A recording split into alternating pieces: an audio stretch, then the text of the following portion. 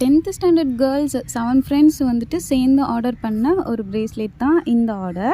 So இது வந்துட்டு பார்த்திங்கன்னா ஃபுல் பிளாக் தீமு. பார்க்குறதுக்கே ஃபைனல் லுக் அவ்வளோ அழகாக இருந்துச்சு. ஃபஸ்ட்டு இவங்க நமக்கு அனுப்பின ஒரு ரெஃபரன்ஸ் மாடல் பார்த்திங்கன்னா அதில் வந்துட்டு ஷெல் சாம் இருந்துச்சு. ஸோ அது போட்டோம் அப்படின்னா ஒரு ரேட் வரும் அப்படின்னு சொல்லியிருந்தேன்.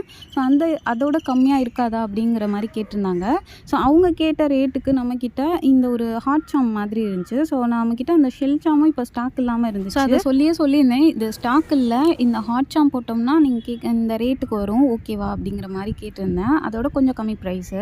ஸோ அவங்களும் ஓகே பண்ணிட்டாங்க. அவங்க ஃபஸ்ட் டைம் வாங்குறாங்கன்னு நினைக்கிறேன். ஸோ அதனால் வந்துட்டு டெய்லி இவங்களும் மெசேஜ் பண்ணுறோம். சைஸ் பற்றி வந்துட்டு ஃப்ரீ சைஸ் மாதிரி கேட்டிருந்தாங்க. நான் சொன்னேன் மெஷர்மெண்ட் படி பண்ணால் தான் கரெக்டாக இருக்கும், அது வந்து பிரச்சனை இல்லாமல் இருக்குன்னு சொன்னோன்னே கரெக்டாக மெஷர்மெண்ட்டும் அவங்க சொல்லிட்டாங்க. ஒருத்தவங்களுக்கு மட்டும் ஒரு வேறு சைஸு, மற்ற எல்லாருக்கும் ஒரே சைஸ் போட சொல்லிட்டாங்க.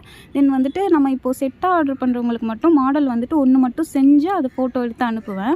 அதே மாதிரி தான் அவங்க கேட்பாங்க, ஒரே ஒரு மாடல் மட்டும் செஞ்சு அனுப்புகிறீங்களா அப்படிங்கிற மாதிரி ஓகே பண்ணுறதுக்கு. அதே மாதிரி நான் செஞ்சு அனுப்புனதுக்கப்புறம் தான் அவங்க ஆர்டர் வந்து கன்ஃபார்ம் பண்ணாங்க. ஸோ அதை பார்த்துட்டு அவங்களுக்கு ரொம்ப பிடிச்சிருந்துச்சி. சூப்பராக இருக்குது, ஃபஸ்ட் டைம் நாங்கள் வாங்குகிறோம் இந்த மாதிரி அப்படிங்கிற மாதிரி சொல்லியிருந்தாங்க. அது கேட்டதுமே எனக்கு ரொம்ப ஹாப்பியாக இருந்துச்சு. அதுக்கப்புறம் அவங்க கைக்கு போய் கிடச்சோன்னே வந்து என்ன ரிவ்யூ வரும் அப்படின்னு வெயிட் பண்ணிட்டு இருந்தேன். ஆனால் அதை விட அவங்க ஹாப்பியாக ரிவ்யூ கொடுத்துருந்தாங்க. 7 ஃப்ரெண்ட்ஸ்க்கு வந்துட்டு 7 இயரிங் வந்துட்டு கிஃப்டாக பேக் பண்ணி சென்ட் பண்ணியாச்சு. நான் ஃபஸ்ட்டு சொன்னேன்ல, இந்த பிளாக் தீம் பார்க்குறதுக்கு அவ்வளோ அழகாக இருந்துச்சுன்னு. அழகாக இருக்குல்ல? உங்களுக்கு அப்படி தெரிஞ்சான்னு கமெண்ட்டில் சொல்லுங்கள்.